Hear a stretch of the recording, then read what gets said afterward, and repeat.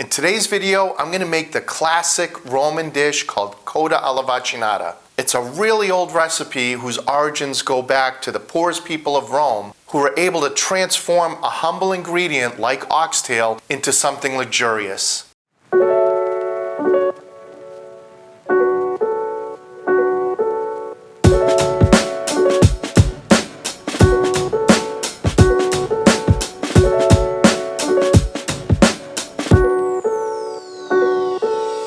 Welcome to Actually Italian. I'm Sal, and if you're looking for some authentic recipes so you can cook like an Italian yourself, I think you're going to love this channel.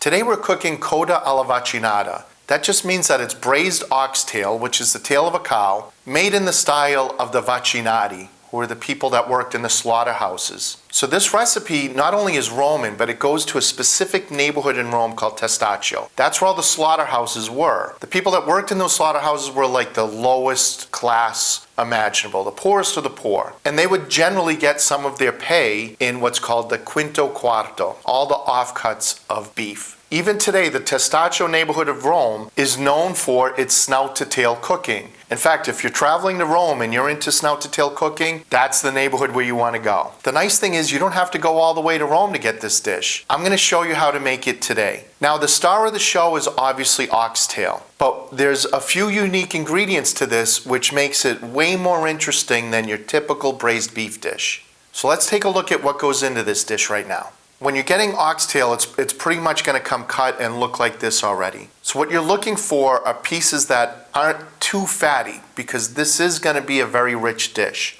If the oxtail that you get has this fat that's easy to trim like this one, then you can just trim it right off. You might find some pieces that look like this though, that have a lot of fat and are going to be very difficult to trim off. If that's what it looks like, then I recommend roasting these in the oven for about 20 minutes to render all that fat out so that way it doesn't end up in the finished dish. If you're having trouble finding oxtail in your area, you can make a substitution. Look for short rib or some beef cheek, because those also need a long, slow cooking process.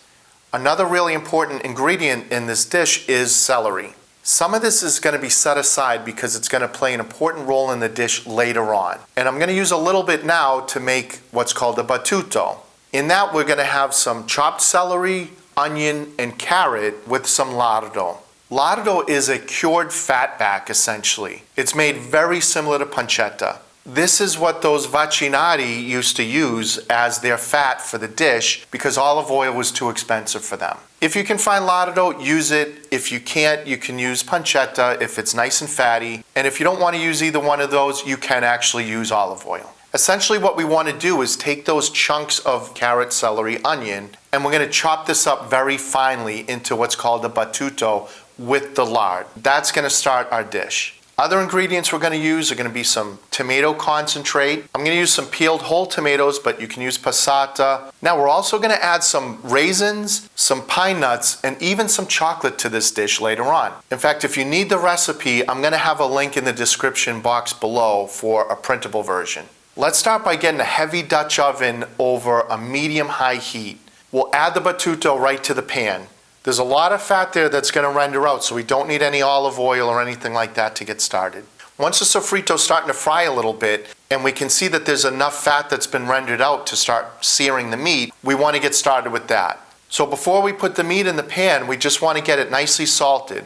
Make sure you salt it on all sides. Then I'm just going to kind of shift a little bit of that sofrito away from one side of the pan to get the meat in contact with the bottom of the pan so it gets a nice brown. I'm just going to kind of mix everything here just to get everything into the pan and let it sear for a few minutes on each side. What we're looking for is a nice brown color on the side. Once we have that, we can turn them all over and go to the next step of the process. We're building layers of flavor here, so what I want to do now is get the tomato paste into the pan and just lightly kind of fry it in that fat. We only need about a minute or so, just until you start smelling that coppery kind of aroma, then you know it's ready. At this point, I'm going to add those cloves and get those in there, and then we want to add some white wine. I'll give everything a good mix here, and we want to let that wine evaporate before we add anything else. Once that alcohol is evaporated out of the wine and it's reduced a little bit, we can now add the tomatoes.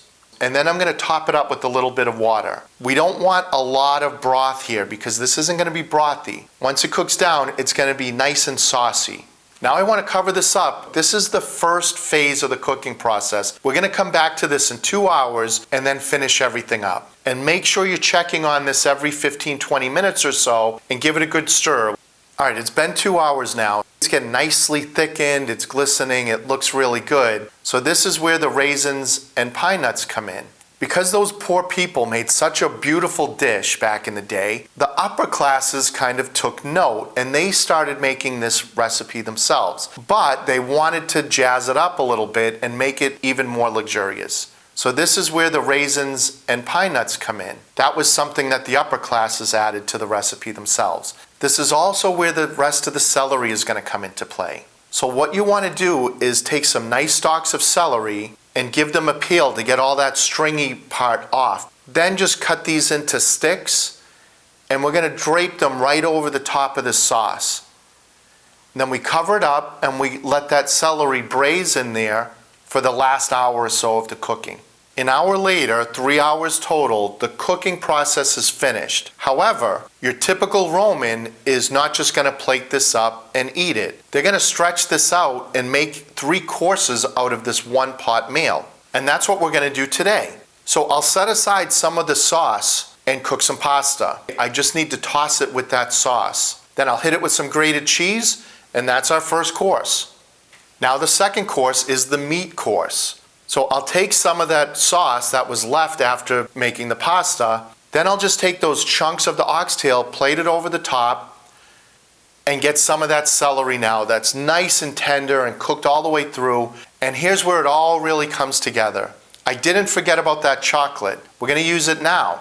What you want here is some nice bitter chocolate, like 90%, or a bitter cocoa powder. And that's gonna give it a little bit of a bitter edge and just add another dimension of flavor.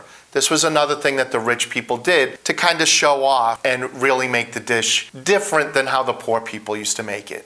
Now you're probably wondering how all these odd ingredients are going to taste all together. Well, the sauce is really unique. First, it's incredibly rich and decadent and just unctuous from all of the collagen coming out of the beef. Then that's cut with the sweetness of the raisins and you get that texture of the pine nuts. It works fantastic with pasta. Then the meat itself is just so intense. It has such a rich, beefy flavor. It just comes right off of the bone. It's so tender, it just melts in your mouth. Then that other odd element, the celery, really works with this. It gives it a nice freshness that counterbalances that richness of the sauce and the meat. If you're in the mood for a nice, comforting braised beef dish, I hope you keep this one in mind. In my opinion, it's the ultimate comfort food on a cold day.